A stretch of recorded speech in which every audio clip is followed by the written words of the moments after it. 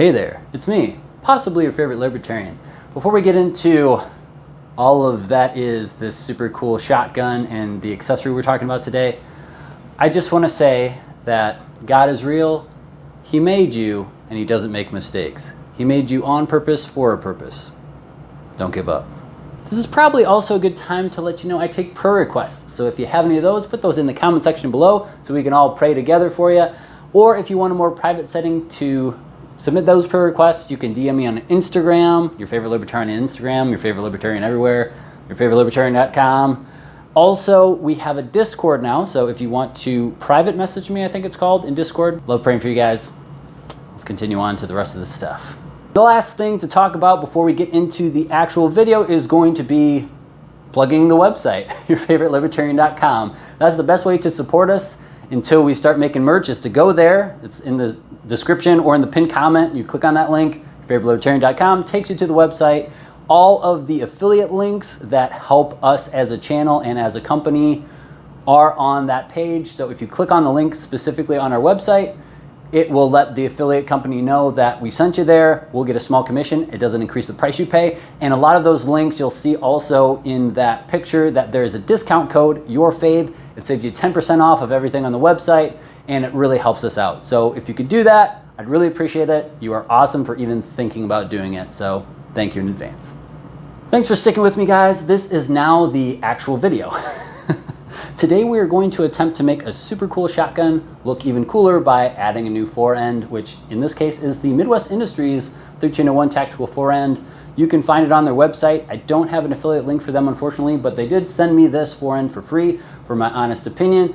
I've found some pros and cons in my testing, so we'll talk about that in the video. But first, if you have any questions on this shotgun, my 1301, you can watch the series up here or up here. Anything you want to know about 1301 Tactical Shotgun in general, and specifically about this one, is going to be in that playlist. There's a lot of really popular videos that you guys seem to really like on the 1301, so I'm continuing this series with a new edition of this forend. But again, Tactical Shotgun for Home Defense or Home Defense Shotgun series playlist, and you'll find all of those videos. You know, a lot of people, they tell me this guy, he's got the most forends in one video, probably ever.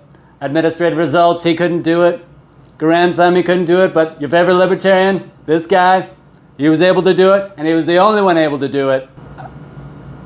I'll just go. Now, I will be comparing all three of these shotgun forends in this video, but one thing I didn't talk about when filming that segment was the weight of these three.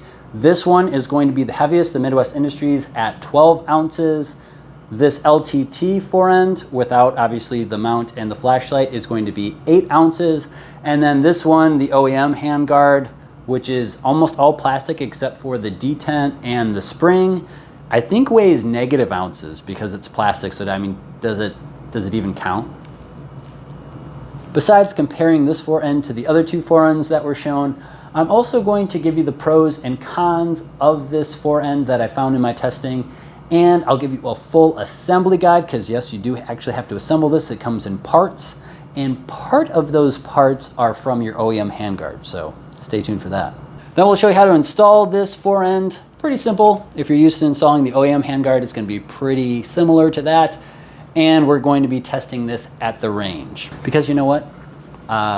There's screws here. And anytime there's screws, I get a little nervous. I worry that they're going to come walking out under 12 gauge recoil. So we're going to see if they do at the range. I'm going to witness mark all of these before we go. We'll see how it does. And then I will give you my semi-final thoughts, because actually I'm going to be doing long-term testing with this, but I'll give you my initial impressions. We'll call them initial impressions. We'll see how this forend does. I'm excited. I love shotguns. Let's do it.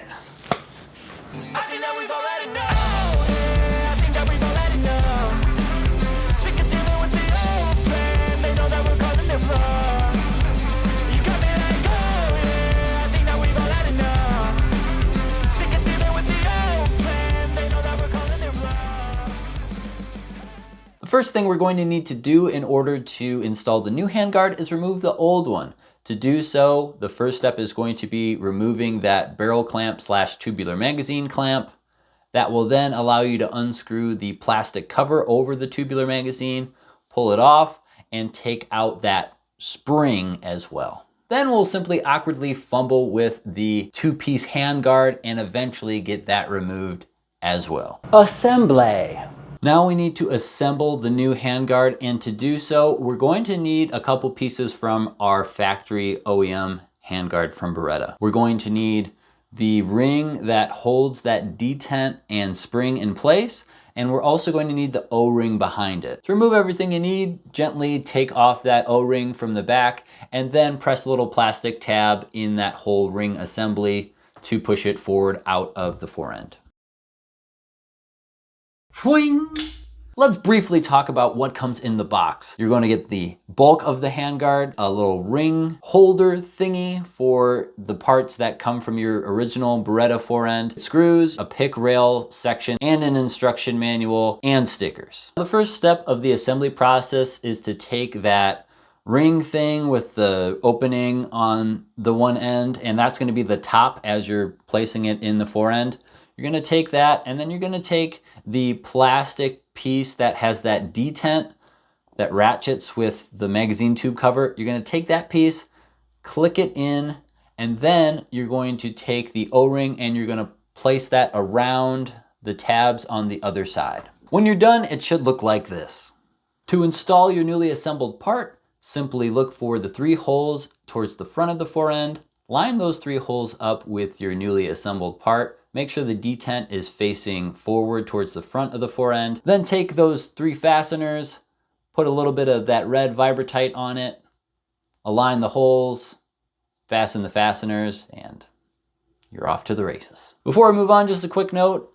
The fasteners at the very back of the forend where it meets the receiver are already Vibratited with the green Vibratite, so they're not going anywhere. You don't have to tighten them or take them out or apply anything. They're good to go. Installation. Now all that's left to do is take your newly assembled handguard, slide it over the magazine tube and all the other stuff, reinsert your spring into the magazine tube, followed by the magazine tube cover, tighten it down, and put your barrel clamp / magazine clamp back on. All right, that looks pretty cool, but you know what would look even cooler?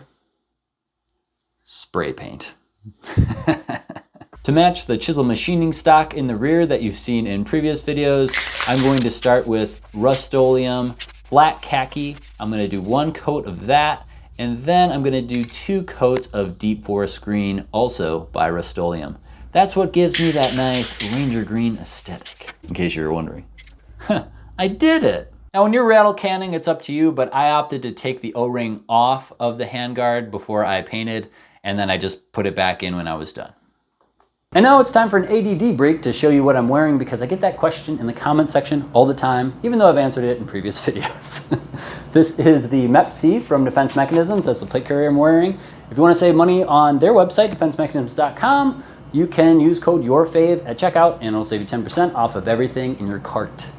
Also, shotgun cards. So these are S-Tac shotgun cards, these 3 right here, and then this one is Grim Hunter Tactical. I actually did a video comparing the 2, why one is way better than the other, so check that out up here or up here. But that's what I'm rocking as far as the plate carrier goes. The plates, I'm not going to tell you what they are, because that would be a violation of OPSEC.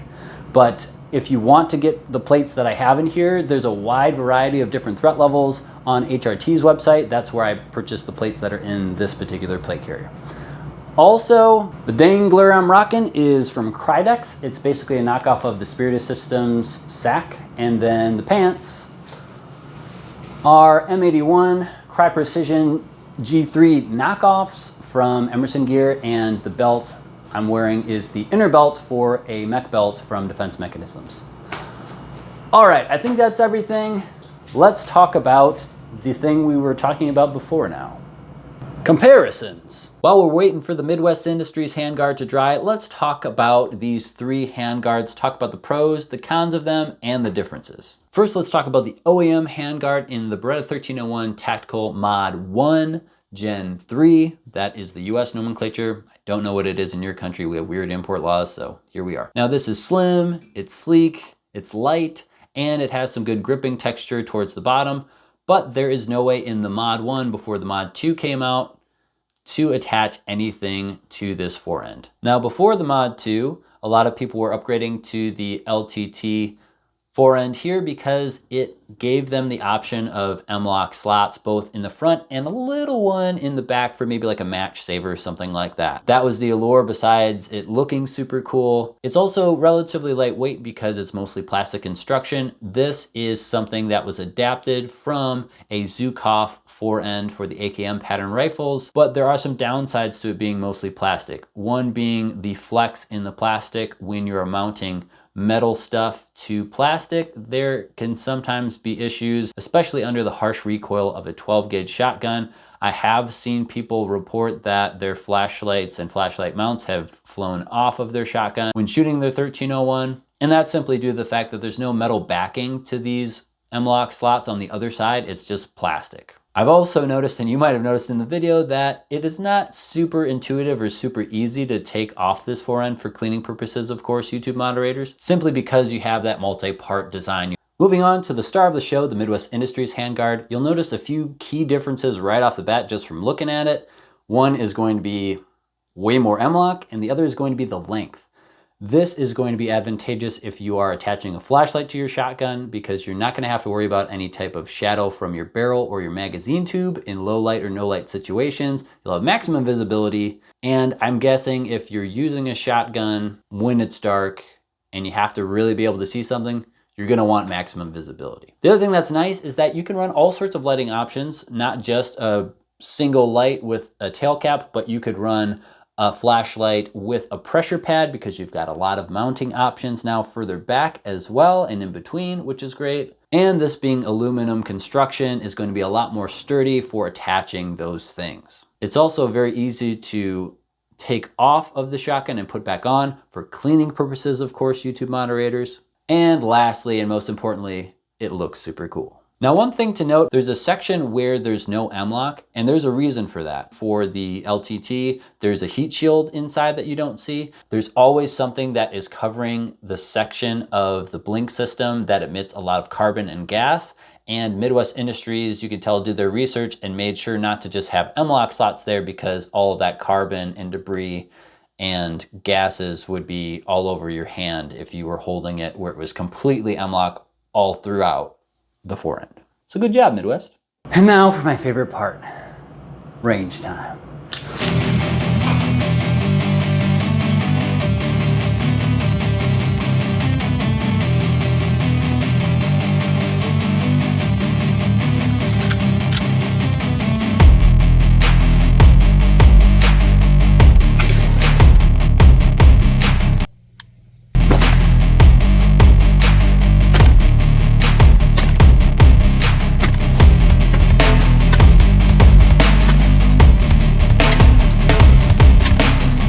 First mag tube full, handguard's holding up fine.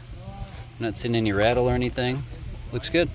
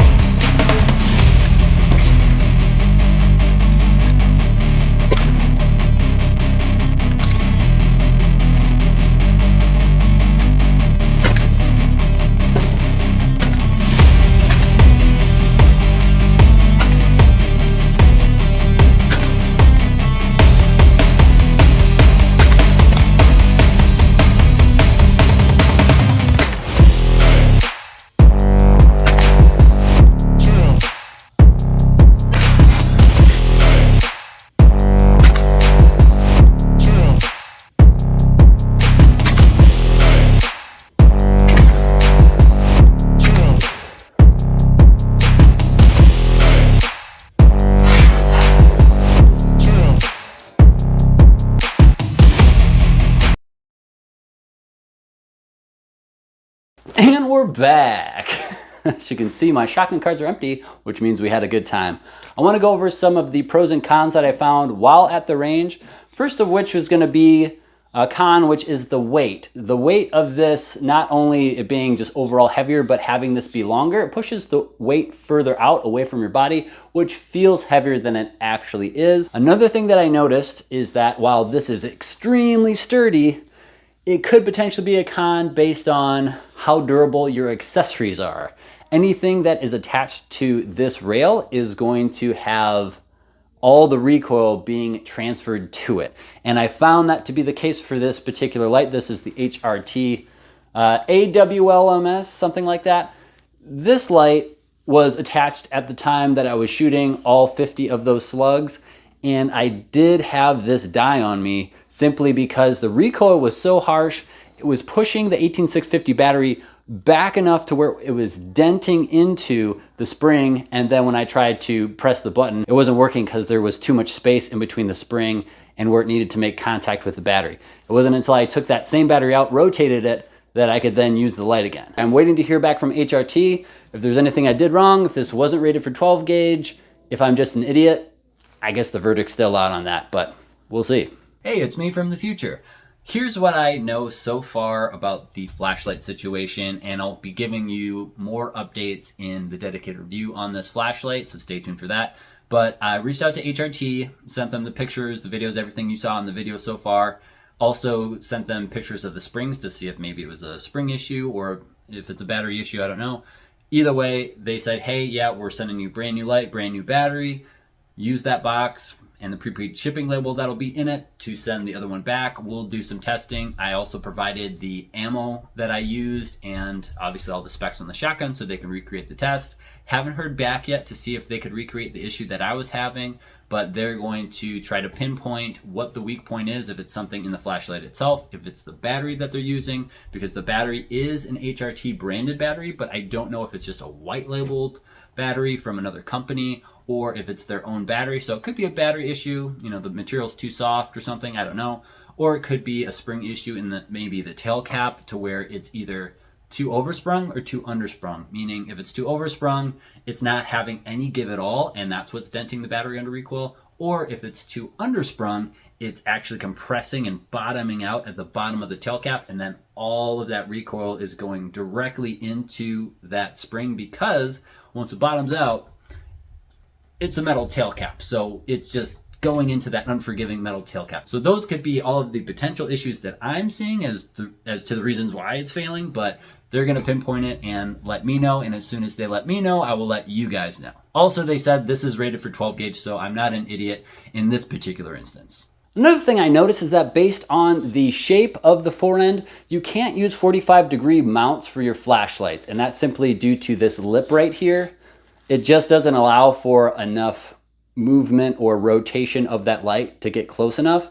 I understand that this is probably to protect your hand from the barrel, but it does make it so you have a lot less options for lights. This HRT light is extremely close to the rail, and that's the best option I found as far as the body goes. Otherwise, you're probably going to have to do some type of direct mount that is a Picatinny mount for your flashlight, and then use one of those rail sections of Picatinny that works with M-LOK to get it attached like you see with the Streamlight. Downside to attaching it like that is going to be the light is sticking further away and it's creating more snag hazard potentials, but it is going to reduce the amount of barrel shadow that you get. So pros and cons there. Now on to the pros. I think the theme with this forend is options. You have a lot of them. If you want to run an angled foregrip or a vertical foregrip, you have that option. If you want to have a pressure pad so that you can actuate the light further back in your grip, you have that option. If you want to run the light further forward than the other options, you have that option. If you want your shotgun to look super cool, you have that option. Now let's talk about some of the practical reasons why you might want to do some of those things. This is a 12 gauge shotgun, and as such, it has a little bit of recoil. If you don't want to have your thumb jammed every time you are trying to hold your light down for a momentary option as the recoil is happening, it makes sense to have a pressure pad, because you can just squeeze that pressure pad in the spot you want to hold your shotgun, have that momentary option, and it's not going to jam your thumb. Now, it might not seem like a very important thing in a home defense situation, but if you're running like an all day or all night low light class with your shotgun, it'll probably start to wear on your thumb and it's not going to feel good. So having that option is cool. Also, if you're not 6'3" like me, you might need to have your flashlight as far forward as possible so you don't have that shadow of your barrel. but maybe you can't reach your flashlight all the way out there. And that's where the pressure pad comes in handy too. There are also some people who like to run the flashlight on the other side of the shotgun, on the weak side, and then have the pressure pad on their strong side. Again, I think the key word here is options, and the Midwest Industries 1301 Handguard provides you with that, in addition to the option to look super cool. What do you guys think? Do you like this setup? Let me know what your thoughts are on the aesthetics of this, and if you would pick one up in the comment section below. If you want to pick one of these up, I unfortunately don't have any special links or discount codes for you for this one. This was just sent to me for review, but if you let them know that your favorite libertarian sent you, that would probably help get more Midwest Industry products on the channel for review. Let me know what else you want to see from Midwest Industries in the comment section below. And as always, thanks for watching, stay free, and God bless.